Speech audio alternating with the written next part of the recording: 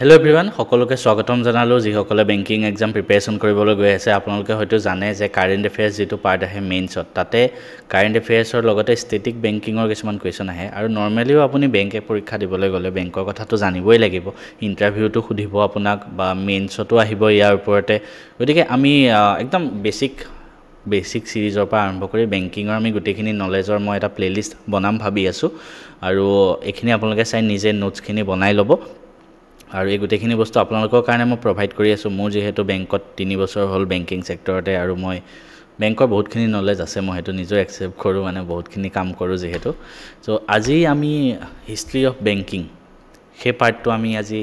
পঢ়িবলৈ গৈ আছো মই নিজৰ 3টা বেংক এক্সাম ক্ৰেক কৰিছিলো 22 বয়সতে তো বেংকৰ কথা আমি আজি অলপমান পঢ়িম ধুনিয়াকৈ আপোনালোকক মই আইডিয়াটো দিম কেনেকৈ কি বস্তু হয় কি কোড হয় গুটেখিনি কথা আপোনালোকে আজি গম পাব পোনপ্ৰথমে বেংক মানে কি কেতিয়াবা ইন্টাৰভিউত খুদে কিন্তু তো কি হয় বেংক এনেকুৱা এটা বস্তু বেংক ইজ এ ফাইনান্সিয়েল ইনষ্টিটিউশনছ আপোনালোকে বেংকিংৰ বিষয়ে পঢ়িব গৈছে প্ৰথম বেংক কি হয় জানিব লাগিব bank is a financial institution which accept different form of deposits and lends them to the prospective borrowers as well as allow the depositor to withdraw their money from the accounts by check is a bank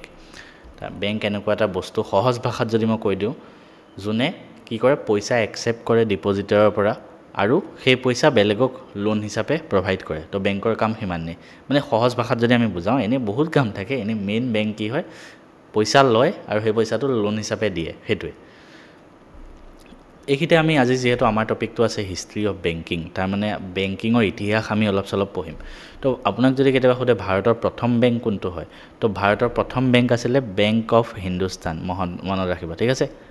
ভাৰতৰ প্ৰথম bank আছিল bank of Hindustan ঠিক আছে যোনটো 1770 চনত প্ৰতিষ্ঠা হৈছিল in Kolkata ঠিক আছে কলকাতাত আমাৰ ৰিজাৰ্ভ বেংকৰ প্ৰথম হেডকোৱাৰ্টাৰ কলকাতাতে আছিল আৰবিআই এষ্টাবলিশ হৈছিল মই ক্লাছ কেটা কৰাই যাওঁতে এক্সট্ৰা বহুত ইনফৰমেশন আপোনালোকক দি যাম কাৰণ মোৰ নিজে যিখিনি নলেজ আছে আপোনালোকে এক্সট্ৰা নোট ইনফৰমেশনখিনিও আপুনি এক্সট্ৰাকে লিখি যাব ঠিক আছে আৰবিআই এষ্টাবলিশ হৈছিল 1935 ত ঠিক আছে আৰু 1935 ত ইয়াৰ হেডকোৱাৰ্টাৰ কোড আছিল জানেনে কলকাতাত তাৰপিছত 1937 ত আৰবিআই হেডকোৱাৰ্টাৰ মুম্বাইলৈ লৈ যোৱা হ'ল এতিয়া যত মুম্বাই আছে মুম্বাইত এতিয়া হেডকোৱাৰ্টাৰ এখিতে আৰু এটা কথা কই ন আৰবিআই প্ৰথম গভৰ্ণৰ কোন আছিল জানেনে অসবৰ্ন স্মিথ ব্ৰিটিছ আছিল আৰু যদি আপোনাক কেতিয়াবা খুদে আৰবিআই প্ৰথম ইণ্ডিয়ান গভৰ্ণৰ কোন আছিল তেখেত আছিল সিডি দেশমুখ মনত ৰাখিব নেক্সট তিনটা বেংকৰ কথা মই আপোনালোকক কৈ আছো ঠিক আছে তিনটা বেংক প্ৰেসিডেন্সি বেংক ভাৰতত ফৰ্ম হৈছিল তাৰ পিছত কি বেংক ফৰ্ম হৈছিল প্ৰেসিডেন্সি বেংক বেংকৰ কামকাজ চাবলে প্ৰেসিডেন্সি বেংক ফৰ্ম হৈছিল তো প্ৰেসিডেন্সি বেংক তিনটা আছিল এটা আছিল এটো বেংক অফ বেংগল কি আছিল বেংক অফ বেংগল তাৰপিছত আৰু এটা আছিল কি বেংক অফ বম্বে বেংগলত এটা আছিল বম্বেত এটা আছিল আৰু এটা আছিল মাদ্ৰাজ বেংক অফ মাদ্ৰাজ তো বেংকৰ মেইন কামকাজ কেটা ইহঁতে চাই আছিল ঠিক আছে তিনটা প্ৰেসিডেন্সি বেংক তাৰ পিছত 1921 চনত মনত ৰাখিব চন কেটা মনত ৰাখি গৈ থাকিব মই যিখিনি পঢ়াই আছো আপোনালোকে ধুনীয়াকৈ মনত ৰাখি থৈ দিব আৰু কেনেকুৱা পাইছে কমেন্ট কৰিবচোন এবাৰ মোৰ যিমানখিনি নলেজ আছে আপোনালোকক দিব চেষ্টা কৰি যাম এনেকুৱা প্লেলিষ্ট আৰু বহুত ভিডিও আহিব এটোত বহুত ভিডিও আহিব বেংকৰ কমপ্লিট নলেজ মই আপোনালোকক দি দিম তাৰপিছত 1921 চনত 1921 ত কি হ'ল 1921 ত ইম্পেৰিয়েল বেংক ফৰ্ম হ'ল ইম্পেৰিয়েল বেংক অফ ইণ্ডিয়া এই ইম্পেৰিয়েল বেংকটো কোৰ পৰা ফৰ্ম হ'ল এই ইম্পেৰিয়েল বেংকটো এই তিনিটা বেংক লগাই ইম্পেৰিয়েল বেংক বনাই দিলে 1921 চনত ঠিক আছে এটো পাৰ্ট মনত ৰাখিব বেংকিং কামকাজবিলাক চোৱা চিতা কৰিবলৈ ইয়াত হেতু দেখুৱা হৈছে এতিয়া এটা কথা এই ইম্পেৰিয়েল বেংক অফ ইণ্ডিয়া যে বনিলে 1921 চনত আৰবিআই 1935 চনতহে আহিছিল তাৰ আগত আৰবিআই যিখিনি কাম কৰে সেইখিনি কোনে কৰি আছিল সেইখিনি কৰি আছিল ইম্পেৰিয়েল বেংক অফ ইণ্ডিয়া ঠিক আছে আৰু তাৰ পিছত 1935 ত আৰবিআই আহি গল ৰিজাৰ্ভ বেংক অফ ইণ্ডিয়া আহি গল তাৰ পিছত কি হ'ল এই ইম্পেৰিয়েল বেংক অফ ইণ্ডিয়াটো যে সেইটো 1955 চনত এটা নতুন বেংক হিচাপে ফৰ্ম হ'ল সেইটো আপোনালোক সবেই জানে সবেই বিখ্যাত বেংক ভাৰতৰ আটাইতকৈ ডাঙৰ public sector bank state bank of India তো SBI এক্ট পাছ হ'ল আৰু 1955 চনৰ 1 জুলাই তাৰিখটো মনত ৰাখিব 1955 1 জুলাইত কি ফৰ্ম হ'ল SBI ফৰ্ম হ'ল সেইটো কাৰণে 1 জুলাই তাৰিখটো SBI ডে হিচাপে ভাৰতত পালন কৰা হয় 1 জুলাই ভাৰতত ডক্টৰছ ডেও হয় SBI ডেও হয় মনত ৰাখিব এতিয়া কথাটো এনেকুৱা হ'ল SBI মানে ক'ৰ পৰা ফৰ্ম হ'ল আলটিমেটলি SBI ফৰ্ম হৈছে ইম্পেৰিয়েল বেংক অফ ইণ্ডিয়াৰ পৰা আৰু ইম্পেৰিয়েল বেংক অফ ইণ্ডিয়া আগতে ক'ৰ পৰা ফৰ্ম হৈছিলে bank of Bengal bank of Bombay bank of Madras ঠিক আছে সেইটো কেনে কথা আৰু RBI যে ফৰ্ম হ'ল 1935 চনত এইবিলাক যিবিলাক কথা কৈ আছো ন লিখি থাকক 1935 চনত reserve bank of India form হৈছিলে প্ৰথম এটো এটা প্ৰাইভেট কোম্পানী হিচাপে আছিল ঠিক আছে কমপ্লিট মানে এটো গভৰ্নমেন্ট নাছিলে নেশনালাইজেশন হোৱা নাছিলে তাৰপিছত 1949 চনত কি হ'ল RBI নেশনালাইজেশন হ'ল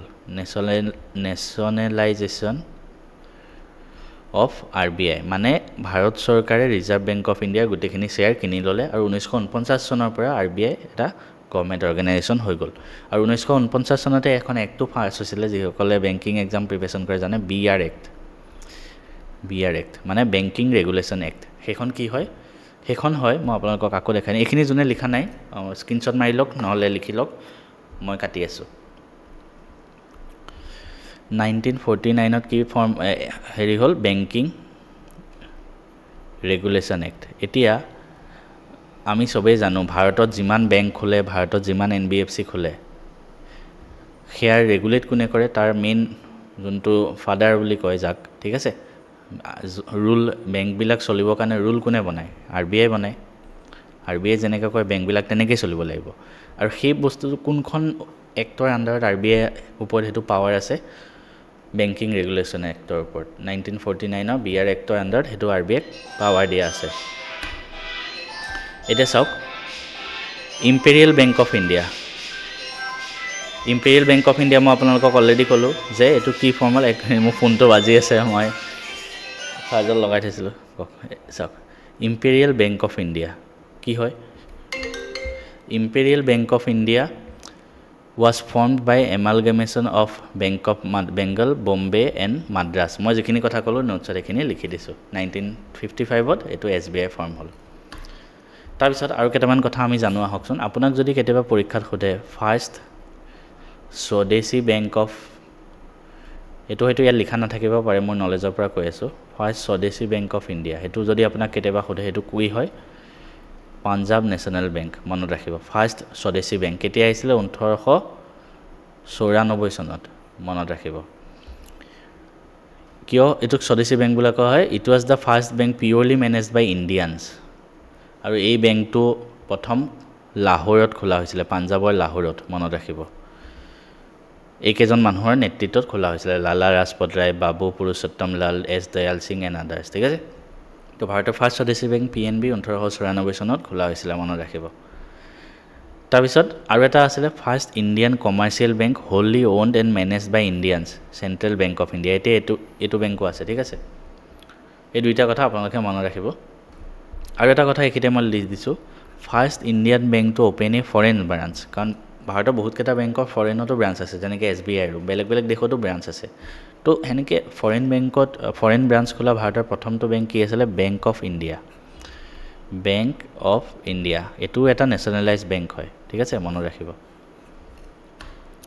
এটা RBI কথা মই ক'লো ৰিজাৰ্ভ বেংক অফ ইণ্ডিয়া 1935 চনত ফৰ্ম হৈছিল RBI ফৰ্ম হোৱা কোনখন কমিটিৰ ৰিকমেন্ডেশনত হৈছিল কেতিয়াবা খুদে ৰয়েল কমিশন ঠিক আছে royal commission on Indian currency and finance full ফৰ্মটো মনত ৰাখিব royal commission on Indian currency and finance যাক পপুলাৰলি হিলটন ইয়ং কমিশন বুলিও কোৱা হয় আৰু 1926 চনত ইহঁতে এই ৰিপৰ্টটো দিছিলে আৰু তাৰ ফলতে ভাৰতত ৰিজাৰ্ভ বেংক প্ৰতিষ্ঠা হৈছিল তো মনত ৰাখিব কিন্তু 1926 এটা ইম্পৰ্টেন্ট ইয়াৰ হয় তাৰপিছত 1 এপ্ৰিল 1935 চনত RBI ফৰ্ম হৈছিল আৰু RBI এক্ট আহিছিল 1934 চনত তাৰপিছত বেংকৰ বহুত মাৰ্জাৰ হৈ আছে আৰু এইখিনিতে কথা এটা কৈ থওঁ 1969 টো ভাৰতৰ বেংকিং ইণ্ডাষ্ট্ৰিৰ এটা ইম্পৰ্টেন্ট ইয়াৰ হয় কাৰণ তেতিয়া ভাৰতত নেশনালাইজেশন অফ বেংক হৈছিল বহুত কেইটা বেংক চৰকাৰী বেংক বনোৱা হৈছিল তো এইটো আপোনালোকে চনটো মনত ৰাখিব আৰু কেতিয়াবা কেতিয়াবা বেংক মাৰ্জাৰ হৈ থাকে আমাৰ অসমতে মই যদি এটা কথা কওঁ আগতে ইউনাইটেড বেংক অফ ইণ্ডিয়া বুলি এটা আছিলে সেই ইউনাইটেড বেংকটো মাৰ্জ হৈ PNB লগত মাৰ্জ হ'ল ঠিক তেনেকৈ বেলেগ বেলেগ বেংক মাৰ্জ হৈ থাকে সেইখিনি ডাটা মই আপোনালোকক দি দিছোঁ মনত ৰাখি ল'ব ওৰিয়েণ্টেল বেংক অফ কমাৰ্চ এটা আছিলে আৰু ইউনাইটেড বেংক অফ ইণ্ডিয়া সেই দুটা মাৰ্জ কৰি কি হ'ল PNBত মাৰ্জ হ'ল চাওক চৰকাৰী বেংক বহুতে প্ৰাইভেট হৈ থাকে হ'ব বুলি কৈ থাকে কিন্তু প্ৰাইভেট নহয় কেতিয়াও লাগিলে মাৰ্জ হ'ব সৰু সৰু বেংক এটা ডাঙৰ কেইটাৰ লগত মাৰ্জ কৰি দিয়ে তো তেতিয়া কাম একেই থাকে কাৰো চাকৰি নাযায় খালি নামকেইটা বদলি যায় ঠিক তেনেকৈ সিন্ডিকেট বেংক যিটো আছিলে সেইটো মাৰ্জ কৰা হ'ল কেনেৰা বেংকৰ লগত ইণ্ডিয়ান বেংক যিটো আছিলে সেইটো মাৰ্জ কৰা হ'ল মানে ইণ্ডিয়ান বেংকটো এতিয়া আছে এলাহাবাদ বেংকটো মাৰ্জ কৰা হ'ল ইণ্ডিয়ান বেংকৰ লগত ঠিক আছে তাৰপিছত অন্ধ্ৰ বেংক আৰু কৰ্পোৰেশ্যন বেংক দুটা আছিলে সেই দুটা বেংক মাৰ্জ কৰা হ'ল ইউনাইটেড বেংক অফ ইণ্ডিয়াৰ লগত তাৰপিছত দেনা বেংক আৰু বিজয়া বেংক দুটা আছিলে সেই দুটা মাৰ্জ কৰা হ'ল বেংক অফ বৰোদাৰ লগত তো এই লিষ্টখন আপোনালোকে এক্সট্ৰাকৈ বনাই লওক মাৰ্জৰ ওপৰতো কিন্তু পৰীক্ষাত কুৱেশ্যন আহিব আৰু আপুনি নিজেও জানিব লাগে কোনটো বেংকৰ লগত মাৰ্জ কৰা হৈছিলে চবে মুখত থাকিব লাগে এইবিলাক বস্তু ঠিক আছে চ' আজিৰ কাৰণে ইমানেই আছিলে আমি নেক্সট ক্লাছত আৰু এটা টপিক লৈ আৰু এটা এনেকুৱা ষ্টেটিক পাৰ্ট লৈ মই আপোনালোকৰ মাজত আহিম কেনেকুৱা পালে একবাৰ কমেণ্ট কৰিবলৈ মোক কিন্তু নাপাহৰিব দেই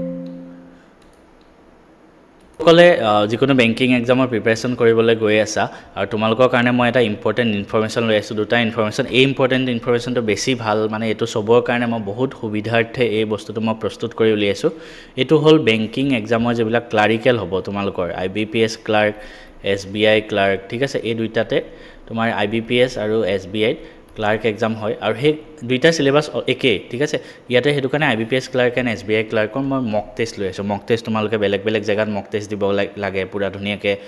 এক্সাম দিয়াৰ নিচিনা হ'ব চিনেৰিটো পুৰা এক্সামৰ নিচিনাকৈ বহিবা প্ৰপাৰ বেংক এক্সপেৰিয়েঞ্চ চবেই মক টেষ্ট দিবই লাগে সেইটো মাষ্ট বি মানে যিকোনো এটা পৰীক্ষা দিব বেংকৰ পৰীক্ষা মক টেষ্ট নিদিয়াকৈ কোনো পাছ নকৰে ময়ো দিছিলোঁ চবেই দিব লাগে মই বেলেগ বেলেগ হিন্দী চেনেলবিলাকত গৈ দিছিলোঁ কিন্তু তোমালোকৰ সুবিধাৰ্থে মই এটা প্লেটফৰ্ম বনাইছোঁ সকলোৱে জানা সেইটো হ'ল মেথছ এণ্ড ফিজিক্স হাব ঠিক আছে